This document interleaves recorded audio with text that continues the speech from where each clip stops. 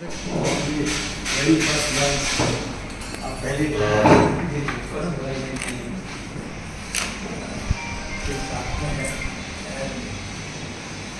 पच्चीस छब्बीस साल का साथ रहा है.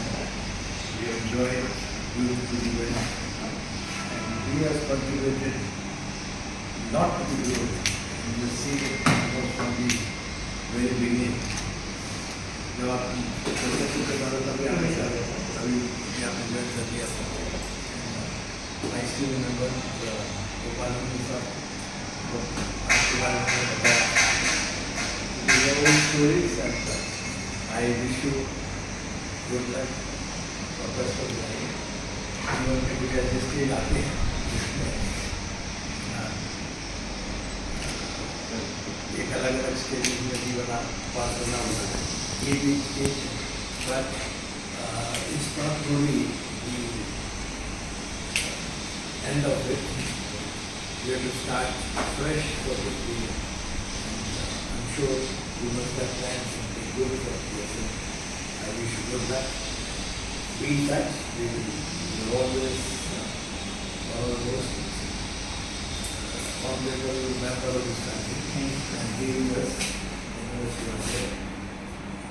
keep joining us to various functions without giving immediately, and I would request everyone to be in touch with him for the celebration. Keep happening. कुछ ऐसे जीवन में लोग होते हैं जिनको हमेशा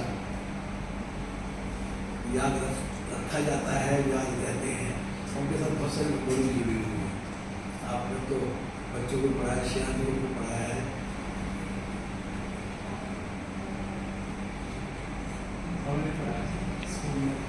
अच्छा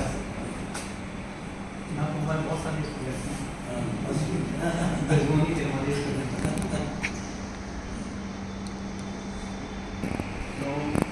Professor D.V. Gupta is a remarkable example of the policies of court, because if someone can serve in an institute for such a long period, you have spent golden, silver jubilee, silver jubilee completed.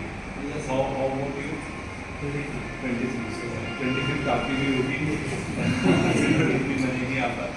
तो यहाँ पर काफ़ी सारे, अगर हम यहाँ पर देखें कितने सारे लोग हैं यहाँ पर जिन्होंने 3 साल से ज़्यादा सेवा करी है, तो यहाँ पर तो मेजॉरिटी ऐसे हैं.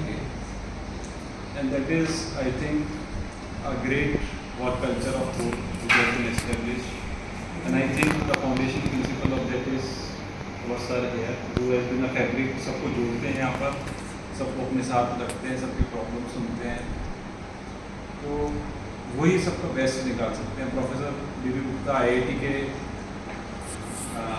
PhD हैं. इन्हें और भी जगह से ऑफर आए होंगे और उनको छोड़ के जाना चाहे तो जा सकते थे.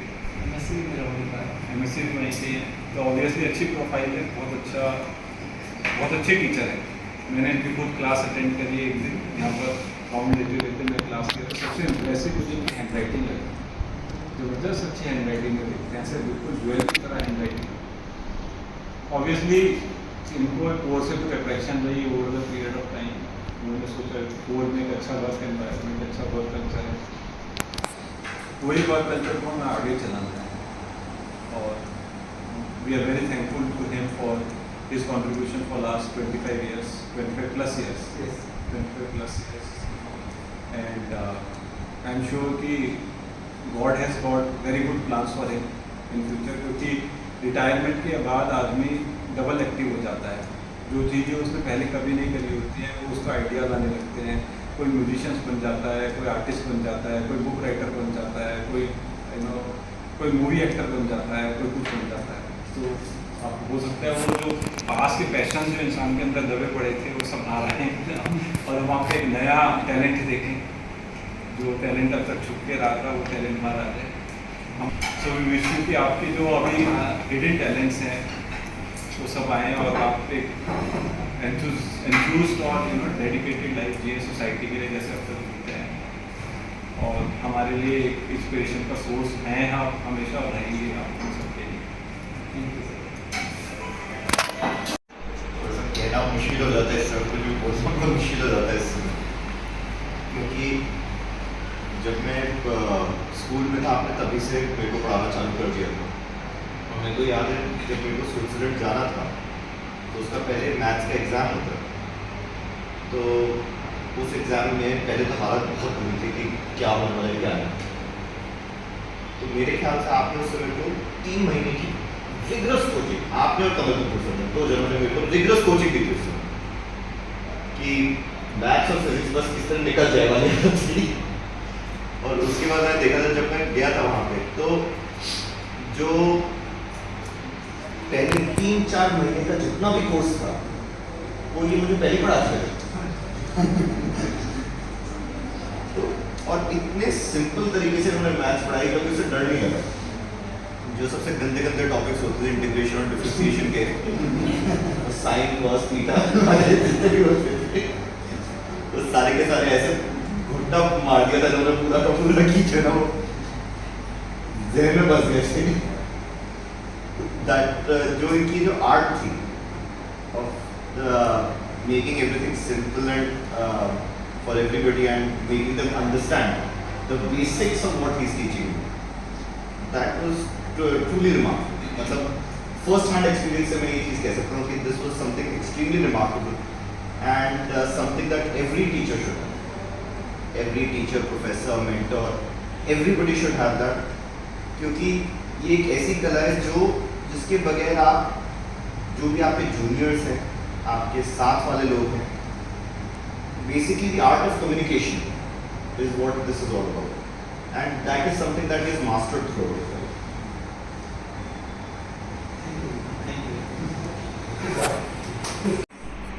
नेचर है कि जो भी कोई नया पर्सन आता है ऑर्गेनाइजेशन उससे बड़ा कंफर्टेबल फील करा।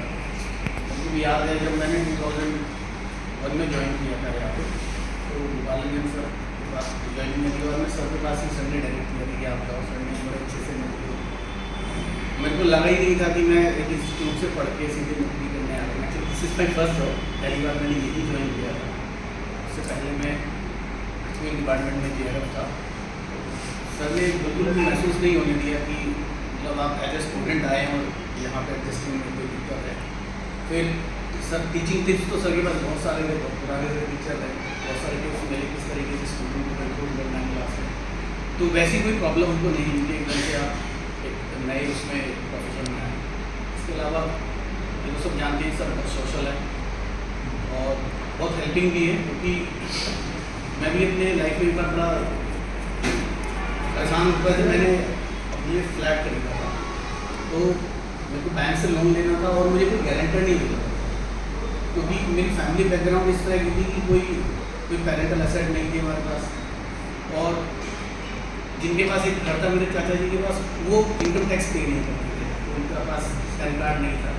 तो मेरे लिए बड़ा मुश्किल हो गया था कि मैं गारंटर किसे बनाऊँ।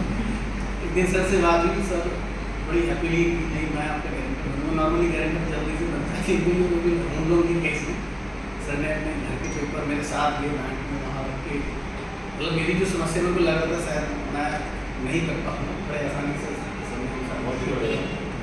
ये जो चीज़ है ये सर इज समथिंग एक्सेप्शनल। ये सर आई नो इट, क्योंकि बैंक का जो हरेसमेंट होता है बहुत ज़्यादा है सर।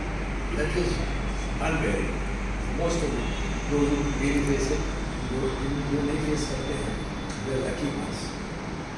तो somebody to come forward to that extent, रिश्तेदार काम नहीं है। तो उससे पहले की सारी प्रोसेस थी, मेरे को लास्ट में लगा कि शायद सब कुछ ठीक हो गया, सेटल हो गया। बाद में जिन्होंने कंडीशन रखी कि अब आप एक गारंटर दिखाइए, और गारंटर की ये कंडीशन है कि वो इनकम टैक्स पे करता हो, उसके ऊपर जो प्रॉपर्टी मेरे भी फैमिली में इस तरह का नहीं था कोई कि मुझे गारंटर मिल सके। सर ने ही फिर मेरे को हेल्प किया, और उन्हीं की वजह से मैं अपना घर ले पाया। सर अपना घर ले गया, लेकिन मैं किराए में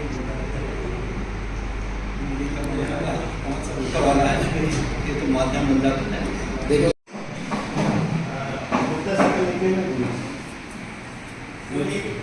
सारे लोग चाहे जिस एज में एक नई तरीके में मुझसे पूछा कि आप जानते हैं बोला उनको गुरु जी क्यों बुलाते हैं सारे। तो मैंने उनको एक छोटी सी कहानी सुनी, यहाँ भी फिर से सुनाना चाहूँ। एक लड़का लड़की अब आपस में बड़ा प्यार था, दोनों जिद कर गए कि शादी करेंगे, लेकिन लड़की का पिता तैयार है। उसने बोला ठीक है, बारात लेके आओ, फिर कुछ कंडीशंस होंगी, अगर आप फुलफिल कर देंगे तो शादी हो जाएगी। बारात जिस दिन निकलनी थी, ससुर जी का मतलब लड़की के पिता का फोन गया। उसने कहा कि बारात में कोई भी बुजुर्ग नहीं है हमारे से, बारात में सारे जवानों में कोई बुजुर्ग नहीं। तो ठीक है, इसमें कौन सी बड़ी बात है। लेकिन लड़की के दादा शादी अटेंड करना चाहते थे, तो छुप के बैठ गए घर में और बारात के साथ चले गए। तो बारात ऐसे होता है कि गांव के पहले ही रुक जाती है, फिर लोग जाते हैं और फिर एक प्रोसेस शुरू होता है। तो सारे बच्चे गए और उन्होंने बोला कि शर्त पूरी हो गई, मैं शर्त पूरा नहीं है, अब शादी हो जाए। लड़की के पिता ने कहा कि हाँ शादी हो जाएगी, लेकिन एक शर्त है, हमारे गांव के पास से एक नदी निकलती है, उस नदी में पानी की जगह दूध रहेगा तभी शादी तो शादी। अब ये ऐसा कंडीशन था कि जिसको पूरा ही नहीं किया जा सकता था। सारे लोग उदास होकर वापस गए बारात में और फिर वापसी की तैयारी करना शुरू की। फिर वो बुजुर्ग निकला, मतलब क्या बात होगी, तो पता लोगों ने बताया कि ऐसा कंडीशन है कि नदी में पानी की जगह दूध रहेगा तब शादी होगी। उसने कहा ठीक है, अब वापस जाओ और कह दो कि दूध की व्यवस्था हो गई है, पानी खाली कर लो नदी से।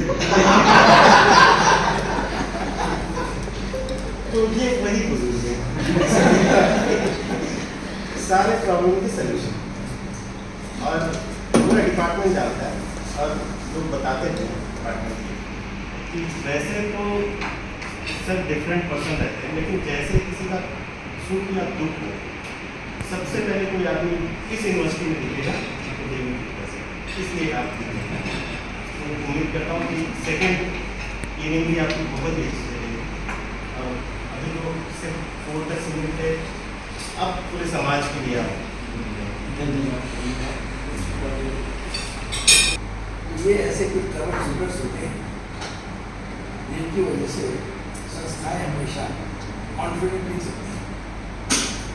हमारे गुप्ता जी भी इसी तरह के हमारे कॉन्फिडेंट है, यहाँ कहीं भी हो तो गुप्ता जी कहते हैं ये तुम्हारी